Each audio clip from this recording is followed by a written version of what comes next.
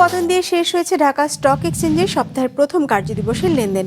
সার্বিক সূচক DSC x 4 point কমে দাঁড়িয়েছে 4,826-এ। বেচাকেনা হয়েছে 293 কোটি টাকার। লেনদেনে অংশ নেওয়া প্রতিষ্ঠানগুলোর মধ্যে দর বেড়েছে 161টির, কমেছে 157টির, আর অপরিবর্তিত আছে 70টির দর। এবার বাজার নিয়ে বিশ্লেষণ শুনবো ব্র্যাক ইপিএল স্টক ব্রোকারেজের।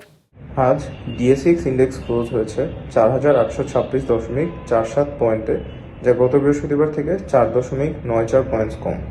আজ টার্নওভার ওয়াইজ মার্কেটে নিম্নমুখী প্রবণতা লক্ষ্য করা গেছে, যা গত বৃহস্পতিবারের তুলনায় 3.3% কম।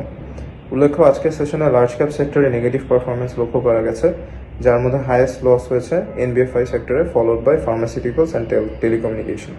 টার্নওভার ওয়াইজ টপ সেক্টরগুলো ছিল যথাক্রমে textile, followed by food and allied and engineering. আজকের সর্বাধিক ট্রেডেড স্টকগুলো হলো Rahima food corporation limited, Dominage steel building systems limited, Simtex industries PLC.